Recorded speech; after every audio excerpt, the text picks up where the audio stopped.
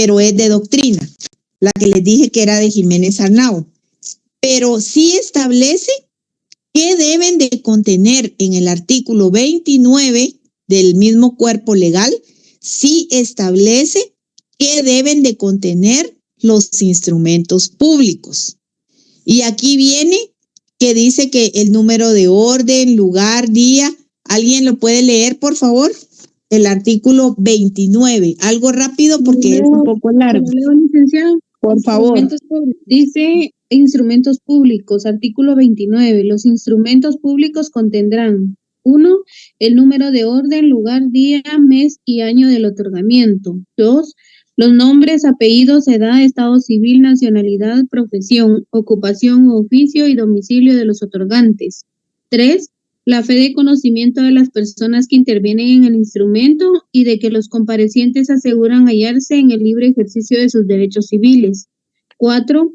La identificación de los otorgantes cuando no los conociera el notario por medio de la cédula de vecindad o el pasaporte, o por 2 testigos conocidos por el notario o por ambos medios cuando así lo estimare conveniente. 5. Perdón, una pausa, perdone. En el cuarto sabemos que ahora ya no usamos cédula de vecindad, ¿verdad? ¿Ahora qué sería? DPI. DPI. Siga, compañera. Sí, es que eso es importante ustedes, porque no van a poner cédula de vecindad, porque actualmente es el documento personal de identificación y nosotros ahora nos regimos por un CUI, o sea, un código único de identificación, y eso quedó en lugar de la cédula de vecindad, ¿verdad? Siga, compañera, por favor. 5. 5. De haber tenido a la vista los documentos fehacientes que acrediten la representación legal de los comparecientes en nombre de otro, describiéndolos e indicando lugar, fecha y funcionario o notario que la autoriza. Hará constar que dicha representación es suficiente conforme a la ley y a su juicio para el acto o contrato. 6. La intervención de un intérprete nombrado por la parte que ignore el idioma español, el cual, de ser posible, deberá ser traductor jurado. Si el intérprete no supiere o no pudiere firmar, lo hará por él un testigo. 7. La relación fiel, concisa y clara del acto o contrato. 8. La fe de haber tenido a la vista los títulos y comprobantes que correspondan según la naturaleza del acto o contrato. 9. La transcripción de las actuaciones ordenadas por la ley o que a juicio del notario sean pertinentes cuando el acto o contrato haya sido precedido de autorización u orden judicial o preceda de diligencias judiciales o administrativas. 10. La fe de haberle o proceda de diligencias judiciales o administrativas. 10. La fe de haber leído el instrumento a los interesados y su ratificación y aceptación. 11. La advertencia a los otorgantes de los efectos legales del acto o contratos, de que deban presentar el testimonio a los registros respectivos. Y 12. Las firmas de los otorgantes y de las demás personas que intervengan y la del notario, precedida de las palabras ante mí. Si el otorgante no supiere o no pudiera firmar, pondrán la impresión digital de su dedo pulgar derecho y, en su defecto, otro que especificará el notario firmando por un testigo. Y si por él, un testigo. Firmando por él un testigo. Y si fueren varios los otorgantes que no supieren o no pudieran firmar, lo harán un testigo por cada parte o grupo que represente un mismo derecho. Cuando el propio notario fuere el otorgante, pondrá antes de firmar la expresión por mí y ante mí. Gracias. Luego tenemos el artículo 29, es lo que establece, según en nuestro código de notariado, lo que debe de contener un instrumento público. Son requisitos o formalidades generales para el instrumento público que el notario va a redactar, va a elaborar, va a faccionar, ¿verdad? Entonces, ¿qué sucede? El notario no puede hacer a capricho un instrumento público. No es que yo, ay, sí, voy a hacer el instrumento como yo quiera, como a mí se me antoje, como yo desee hacerlo. No, tiene que regirse en base a la ley. ¿Cómo es que debe la ley? La misma ley le está indicando al notario o notaria cómo debe de redactar, le está dando como los requisitos generales de cómo debe de redactar ese instrumento público. ¿Qué quiere decir? Que el notario no lo puede redactar a capricho, ¿verdad? Por eso dice en la definición que el instrumento público es un documento público autorizado por notario, pero está producido como va a probar hechos, como va a solemnizar o dar forma a actos o negocios jurídicos y además va a asegurar la eficacia de sus efectos, de esos mismos efectos jurídicos, entonces no lo puede hacer el notario a capricho, tiene que estar basado en ley. Y por eso es que el Código de Notariado hasta los enumera, ¿verdad? Que llegan al número 12. Esos son los requisitos generales, podemos decir, que no deben de faltar en un instrumento público redactado por notario. Pero también hay formalidades esenciales más específicas todavía. O sea, estas no son las del artículo 31, no son como de las del 29 que deben de ir, pero todavía hay otras en el artículo 31 más específicas y por eso se llaman esenciales. Y estas esenciales no pueden faltar. Es que ni siquiera las generales deben de faltar en el instrumento público, pero las esenciales mucho menos, porque puede dar lugar a que se pueda, ¿cómo decirles? Para que el instrumento no sea válido, pues. Entonces, en el artículo 31 están las formalidades esenciales. ¿Qué quiere decir esencial? Esencial es algo que no puede faltar. Es algo que no debe dejar de ponerse o escribirse, si ustedes quieren, o redactarse, ¿verdad? Entonces, algún otro compañero, no la que ya participó, sino que un compañero quisiera que hiciera la lectura del artículo 31, por favor, del Código de Notariado. ¿Te puedo ayudar, Yonick? Bueno, está bien, por favor. Había pedido un compañero, pero si usted quiere participar, claro que sí, por favor. Parece que los compañeros no están. Artículo 31. Son formalidades esenciales de los instrumentos públicos. 1. El lugar y fecha del otorgamiento. 2. El nombre y apellido o apellidos de los otorgantes. 3. Razón de haber tenido a la vista los documentos que acreditan la representación legal suficiente de quien comparezca en nombre de otro. 4. La intervención de intérprete cuando el otorgante ignore el español. 5. La relación del acto o contrato con sus modalidades. Y 6. Las firmas de los que intervienen en el acto o contrato o la impresión digital en su caso. Gracias. Si se dan cuenta, los requisitos o formalidades generales del artículo 29 son 12, pero las formalidades esenciales son únicamente 6. Se reducen el número. Pero vamos a leer el artículo 32. ¿Quién quiere leer el artículo 32, por favor? Buenas noches, licenciada. Buenas noches. 32. La omisión de las formalidades esenciales en los instrumentos públicos da acción a la parte interesada para demandar su nulidad, siempre que se ejercite dentro del término de 4 años, contados desde la fecha de su otorgamiento. ¿Por qué razón no debemos, por lo menos un notario, cuando ustedes ya estén en el ejercicio de su profesión, ya graduados y con todos los requisitos habilitantes que establece el Código de Notariado, ustedes ya podrán faccionar instrumentos públicos? Pero tengan claro el artículo 32.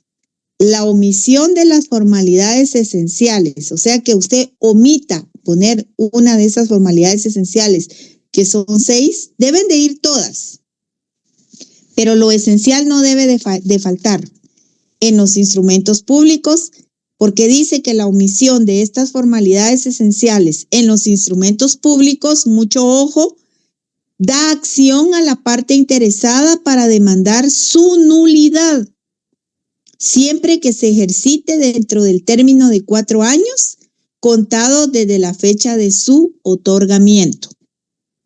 Si está dentro de los 4 años, se puede demandar su nulidad. Entonces, imagínense qué responsabilidad que tiene el notario para que haya otra persona que demande de nulidad el instrumento público que usted notario, usted notaria redactó, porque no se fijó que hay un artículo 31 o no se recordó que hay un artículo 31 donde establece las formalidades esenciales que debe de llevar. Y entonces el documento puede demandarse de nulidad una persona que lo solicite, si está dentro de del término de 4 años contados desde la fecha de su otorgamiento. Entonces se dan cuenta por qué es importantísimo que el notario se prepare, porque es importantísimo que el notario, lo que me importa es únicamente ganar el curso, sacarlo y que me pongan mi nota y ya estuvo, y raspado como lo saque o con alta nota, pero si no sé nada, entonces perdonen, pero en la calle van a, como decimos en términos chapines, van a batear. Y entonces, ¿qué pasa? Le van a hacer daño a sus clientes. En lugar de darles un buen servicio en el ejercicio de su profesión como un profesional del derecho, lo va a perjudicar.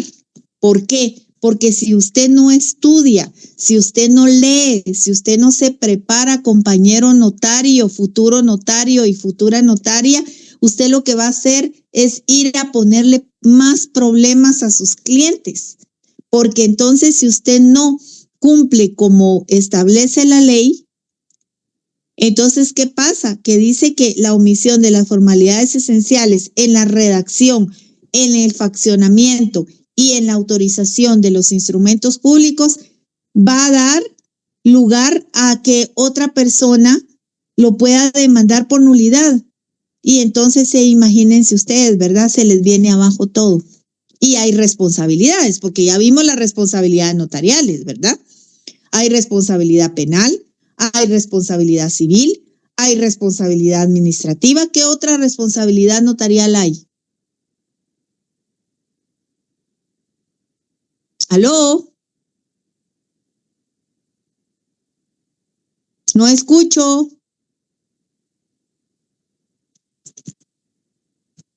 ¿Aló? No escucho. Responsabilidad penal, licenciada. Sí, esa ya la dije. Hay responsabilidad penal, Civil, ¿qué otra? administrativa, Exacto. ¿Ah? disciplinaria. Ajá, exactamente. ¿Y qué otra?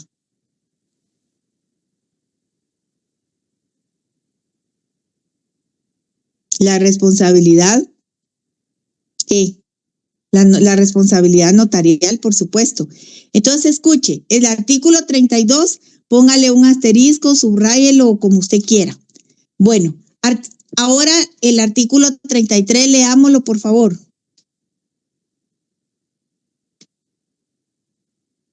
Artículo 32. La omisión de las formalidades. No. Esa ya lo leímos. El 33, por favor. Perdón. La omisión de las formalidades no esenciales hace que incurra el notario en una multa de 5 a 50 quetzales según el caso. Bueno, entonces aquí está. Las formalidades de un instrumento público, porque es de lo que estamos hablando en este tema, en esta clase del día de hoy, en esta noche. Las formalidades generales no esenciales que establece el artículo 29 son súper importantes. porque el notario, como profesional del derecho o notaria, al decir notario me refiero a notario o notaria, tiene que tenerlas presentes, tiene que tenerlas a mano y cumplir con las mismas.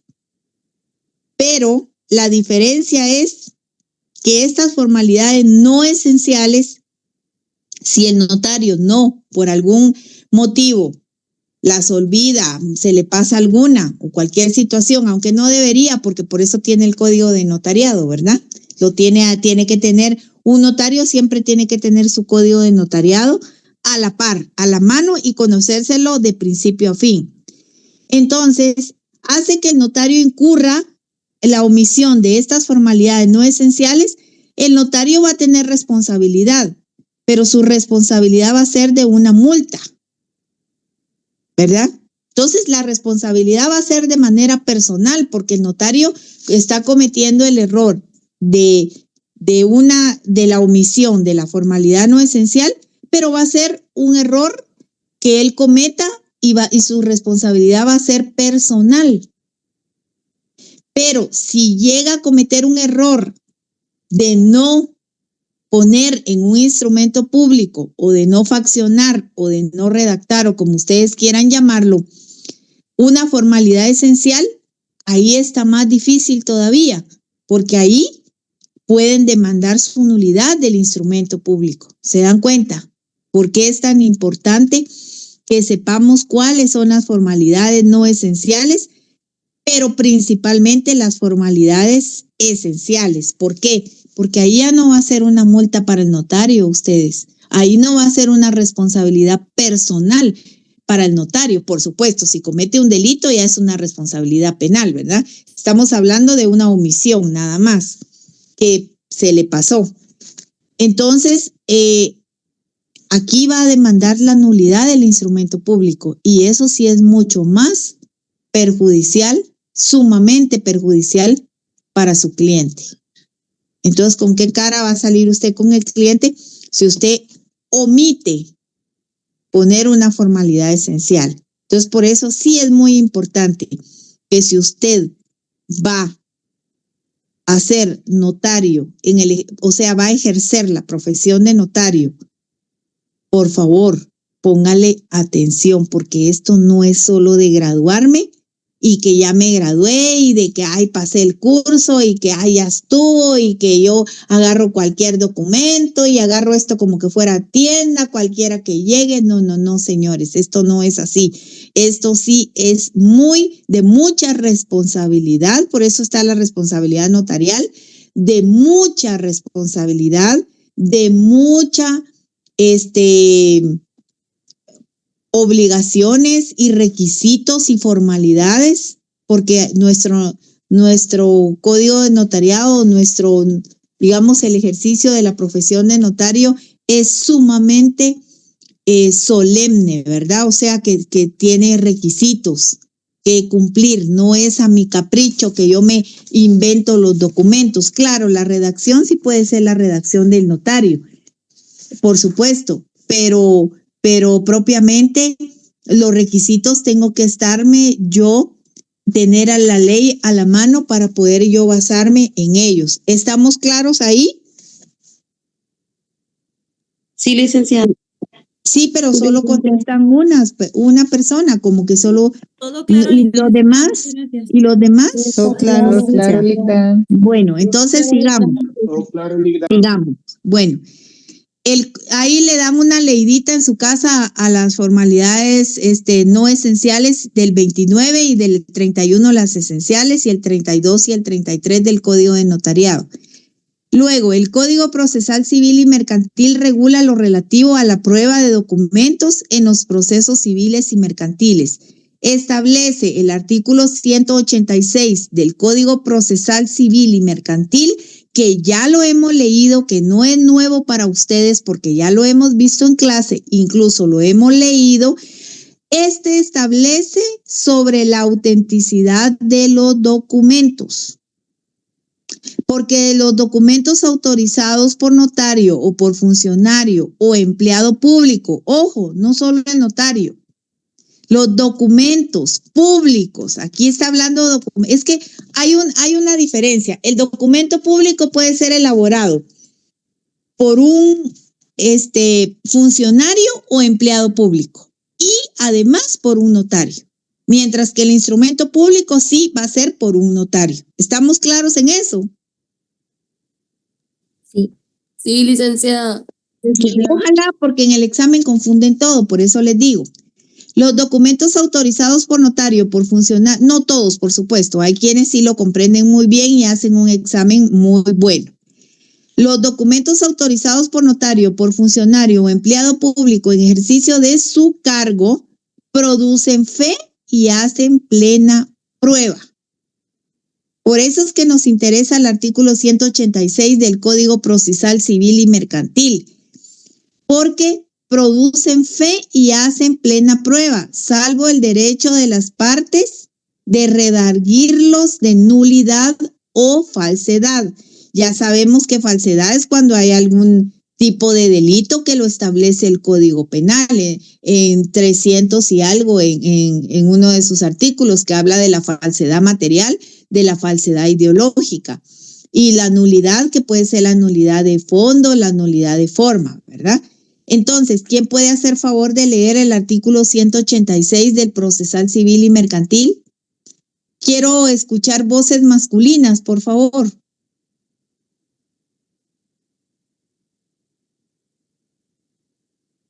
¿Aló? Código 186, ¿verdad, licenciada? No, código no. Sí, Artículo 186 del Código Procesal Civil y Mercantil, que es el decreto, ¿qué?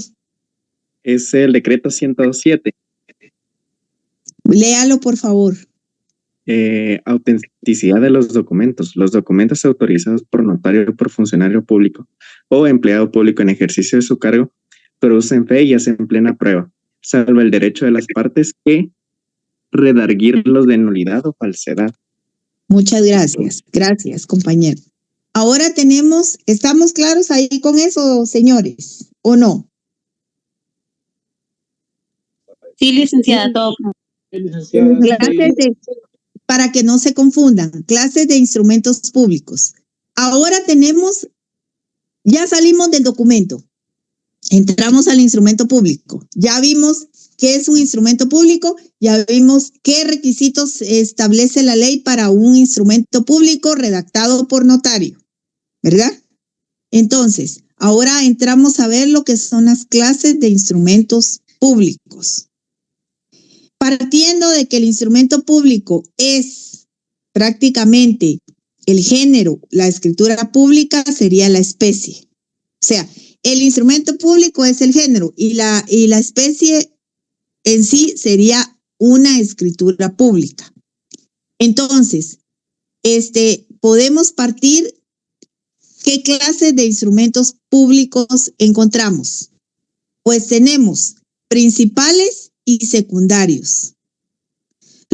Dentro de los principales son fácil los que van en el protocolo. Entonces, por ejemplo, si el documento es principal, si va en un protocolo y se lo piden como una condición esencial de validez. Por ejemplo, una escritura matriz, una compraventa de un bien inmueble. No puede ir en documento privado, tiene que ser por fuerza en escritura pública. Y si va en una escritura pública, es protocolo. Esos son los principales. Y los secundarios son los que van fuera del protocolo. Por ejemplo, las actas, certificaciones, etc. La clasificación de principales y secundarios, pues más que todo es por doctrina, ¿verdad? Que los tienen clasificados, que le dan este tipo de categorías. Entonces, podemos decir que dentro de los instrumentos públicos que van en protocolo, están, por ejemplo, las escrituras matrices, las tomas de razón de las actas de legalización de firma, todos aquellos que la ley ordena protocolizarlos, ¿verdad? Las actas de protocolización o protocolación, esos deben también de ir en protocolo, ¿verdad? ¿Qué otros?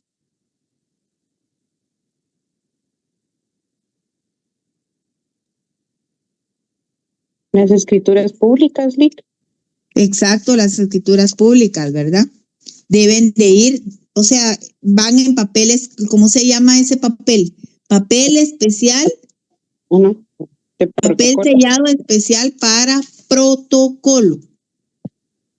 Y ya vamos a entrar a ver lo que es el protocolo. Entonces, por eso es que no nos vamos a detener el día de hoy tanto en el protocolo, porque tenemos un tema para hablar de lo que es el protocolo. ¿Qué manda?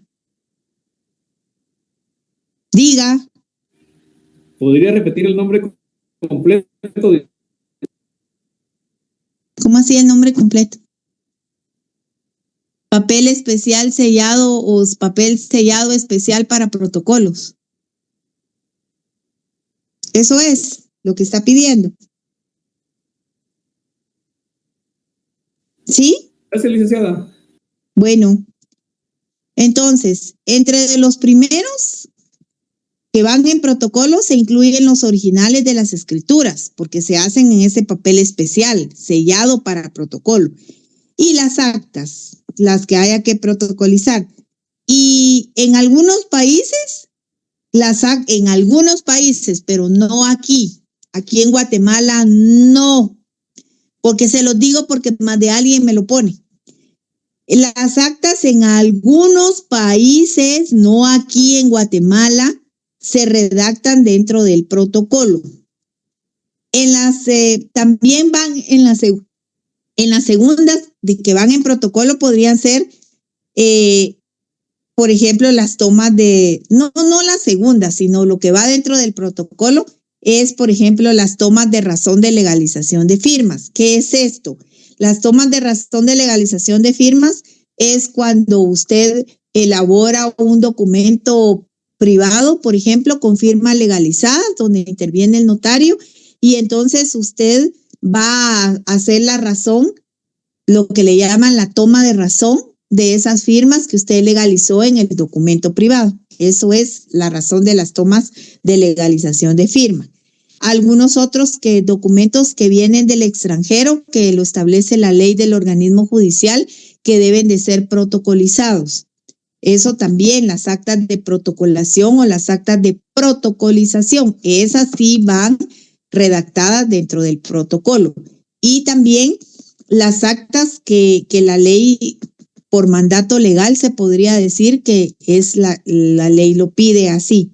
Entonces, lo que son los testimonios, las legalizaciones y todos esos, por ejemplo, esos actas podrían ir fuera de protocolo.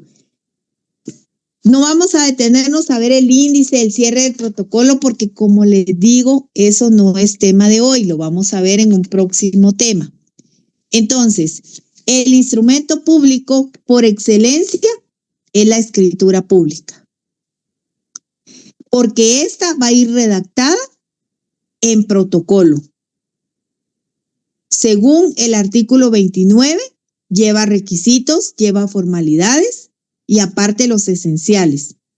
Y no podemos dejar de mencionar también el acta de protocolación, que también, como ya les indicaba, se redacta en el protocolo, así como las razones de legalización de firma, que también la ley establece que deben de hacerse en protocolo notarial. Entonces, las actas normales o comunes, las de legalización de firma, las de legalización de documentos o actas donde usted va a hacer constar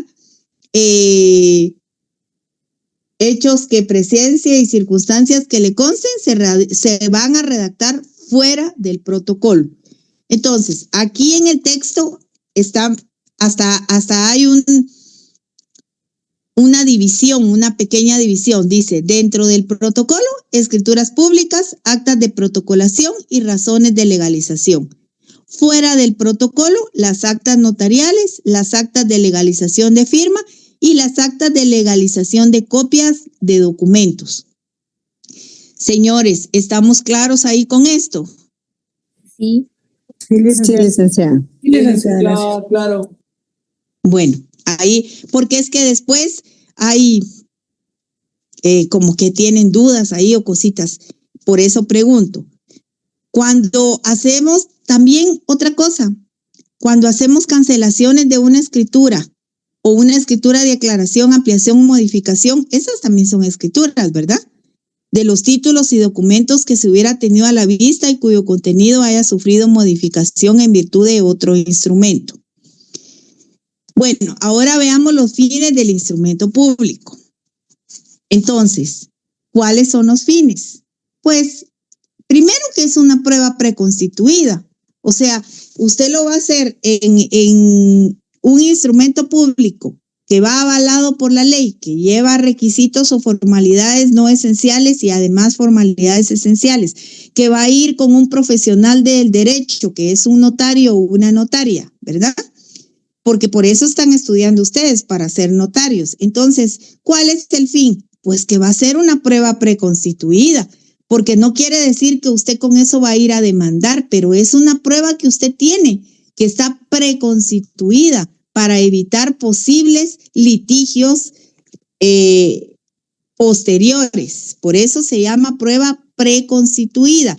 Eso también lo vimos en la clase pasada, pero lo vamos a repasar. ¿Qué es una prueba preconstituida? Pues es una prueba que ya está preparada con anterioridad a un pleito futuro.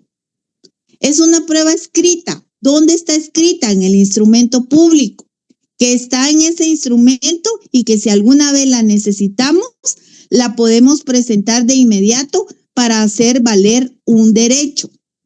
Ejemplo, usted hace una compraventa de un bien inmueble. Lo hace en una escritura pública, va con un profesional del derecho. El profesional del derecho tiene que basarse en las leyes y principalmente si va a redactar un instrumento público en el artículo 29, 31, y hay otras formalidades también esenciales que lleva dependiendo de la escritura que usted va a realizar o a redactar. Entonces, que establece el Código de Notariado. Entonces, supóngase que usted va a tener ese derecho, porque ese inmueble va a ser de su propiedad. Usted luego se inscribe en el registro y usted va a tener el testimonio de esa escritura.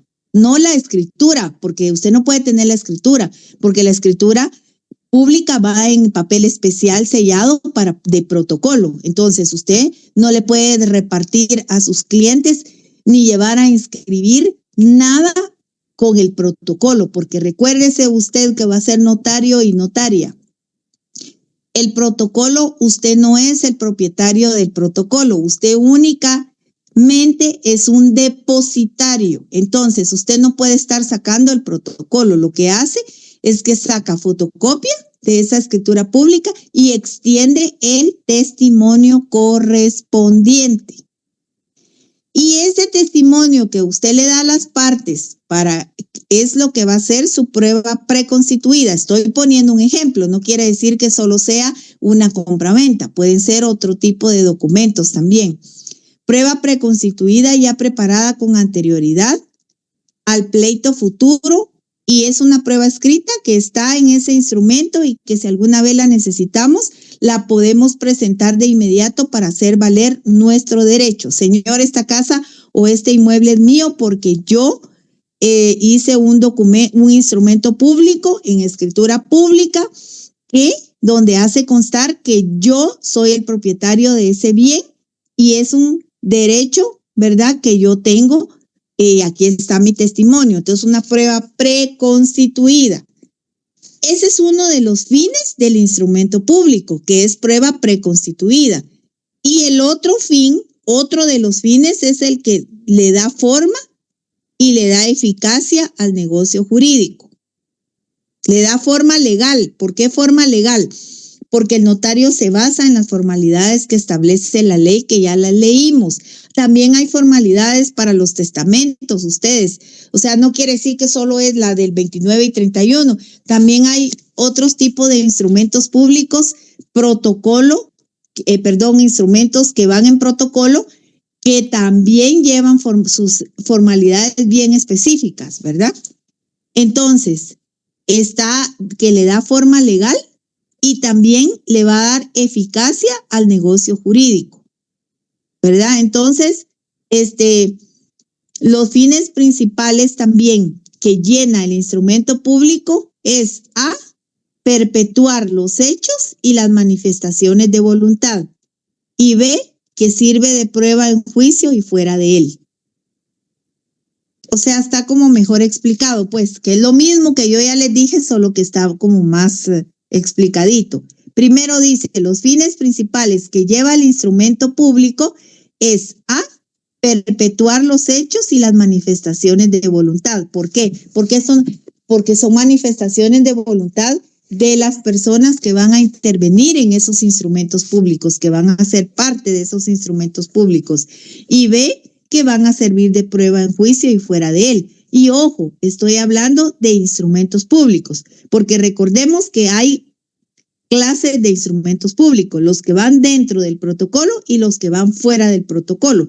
Las actas notariales van fuera del protocolo, pero eso no quiere decir que por ir fuera del protocolo no sean instrumentos públicos, porque hay dos clases de instrumentos públicos, los que van dentro del protocolo, como las escrituras públicas, las actas de protocolización y las razones de legalización, y los que van fuera del protocolo, que quiero que se aprendan toda esta clasificación: las actas notariales, las actas de legalización de firma y las actas de legalización de copias de documentos.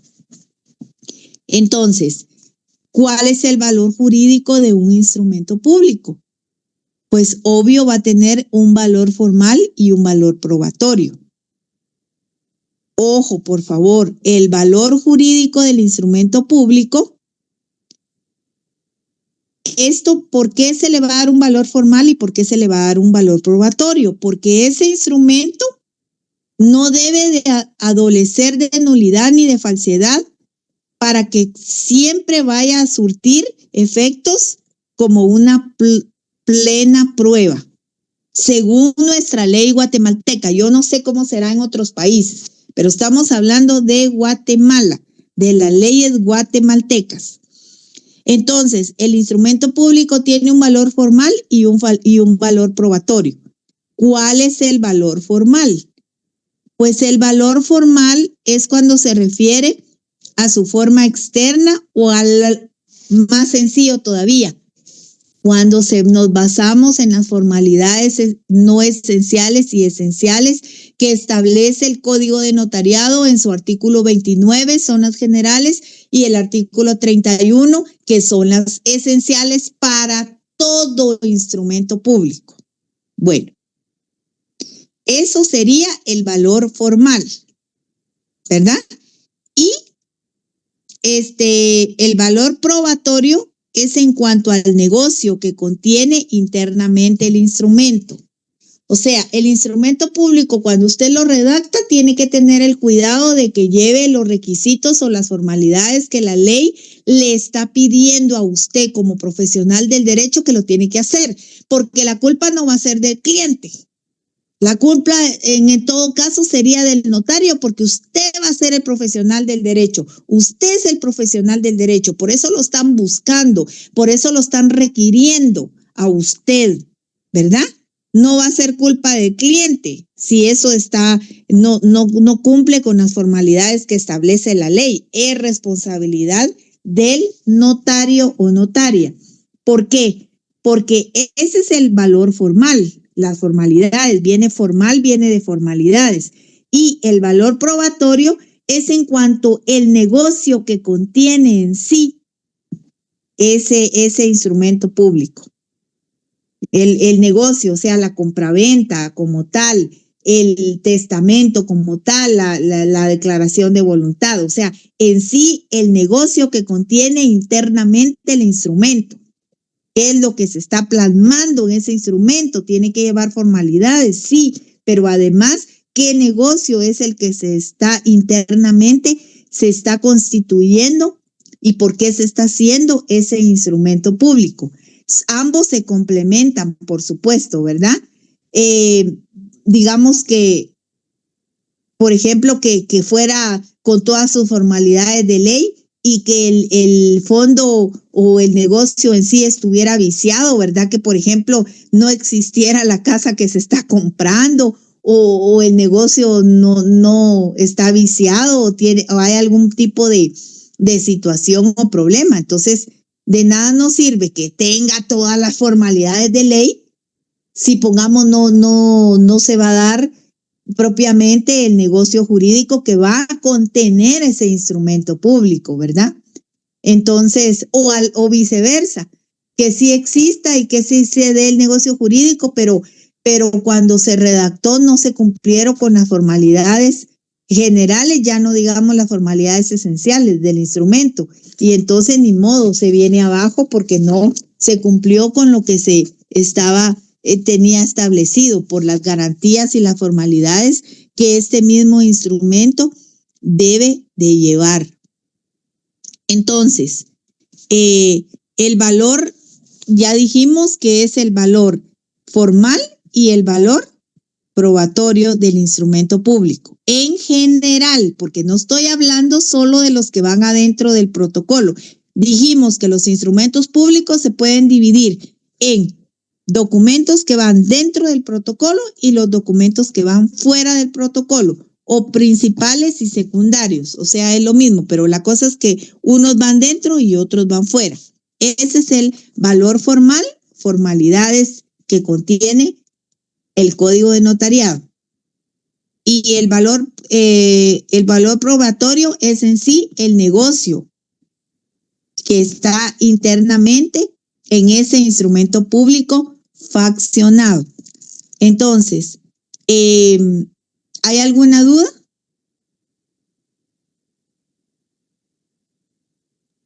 No, licenciada. ¿Por qué es tan importante entonces que el notario se prepare y que tenga la preparación técnica, además de moral, por supuesto, porque obvio, si su cliente le va a encomendar su patrimonio y usted va a ser perdone la expresión, un tremendo sinvergüenza. Entonces, o sea, ¿cómo voy a ir a buscar yo? Eso es como cuando yo voy a buscar a un médico, ¿verdad? Que no tiene escrúpulos, que no tiene ética. Lo mismo pasa con un profesional del derecho. Entonces, por eso es que dice que debe de ser de notoria honradez, tener probidad. O sea, yo ¿qué puedo esperar yo de un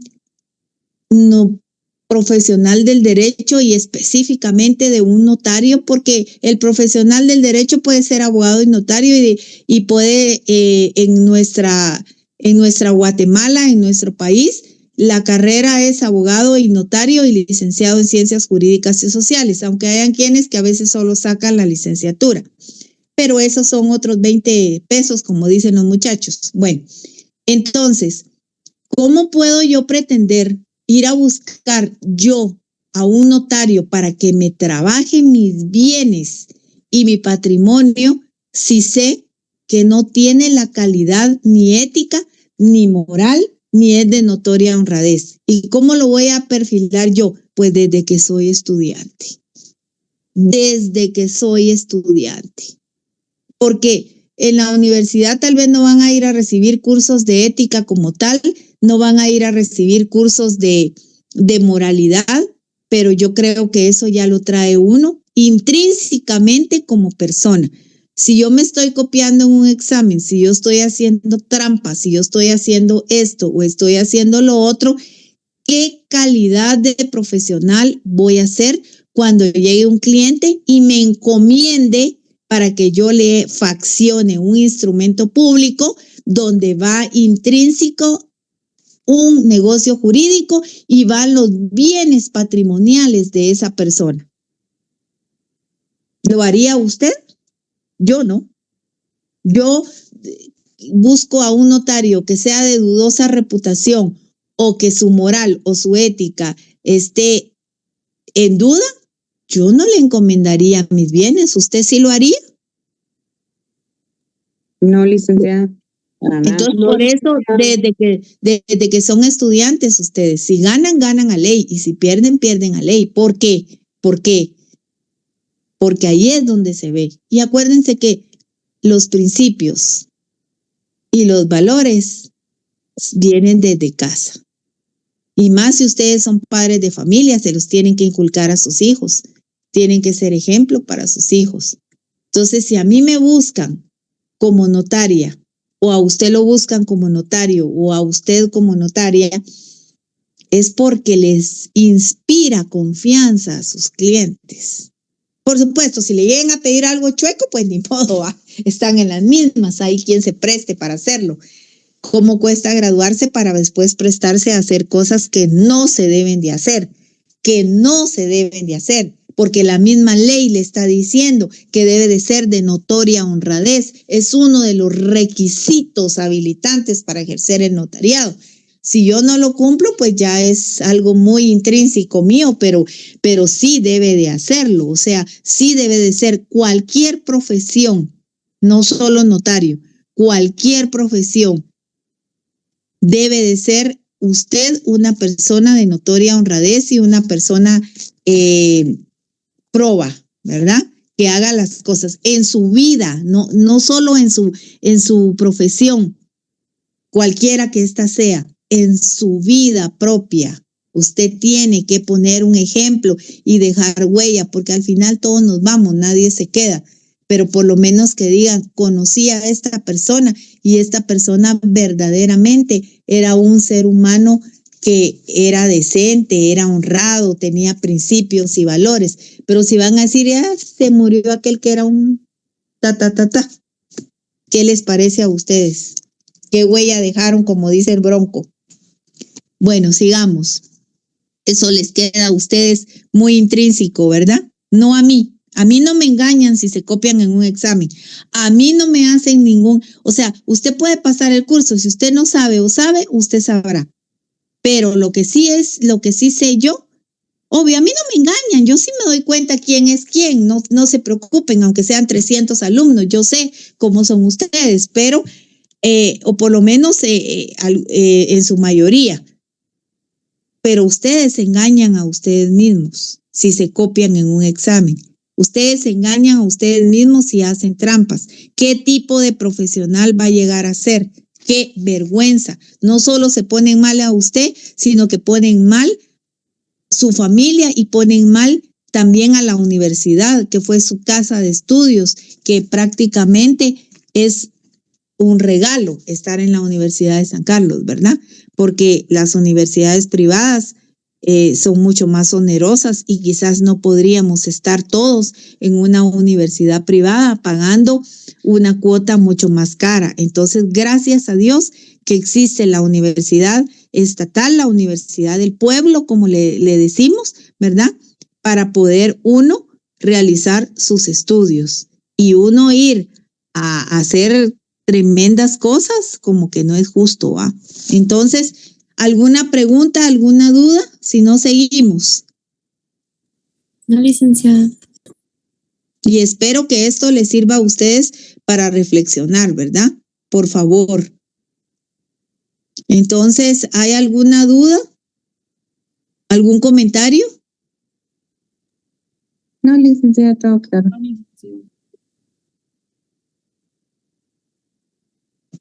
Bueno. Entonces, veamos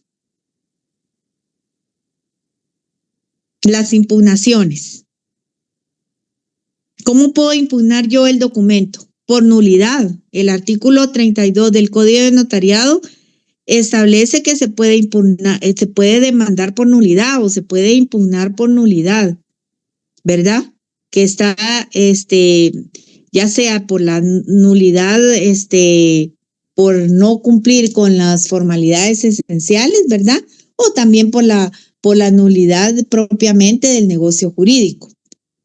Y también se puede impugnar por falsedad. Decíamos que está la falsedad material y también decíamos que está la falsedad ideológica. Si alguien tiene a mano o sáquelo si no lo tiene a mano el Código Penal, en el artículo 300, no me recuerdo, 320 y algo, que por favor no lea lo que es la falsedad, porque ese es otro tipo de impugnación. Se puede dar la impugnación por nulidad, forma, fondo, ¿verdad? Se puede dar también la impugnación por falsedad. ¿Quién me puede hacer favor de leer cuándo se puede impugnar un instrumento público por falsedad? ¿Y qué tipo de falsedad hay? Léalo para que quede más claro. Ahí está en el Código Penal. Por favor, está tipificado como delito. Artículo 321, falsedad material. Quien hiciere en todo o en parte un documento público falso o alterare uno verdadero, de modo que pueda resultar perjuicio, será sancionado con prisión de 2 a 6 años. Artículo 322, falsedad ideológica.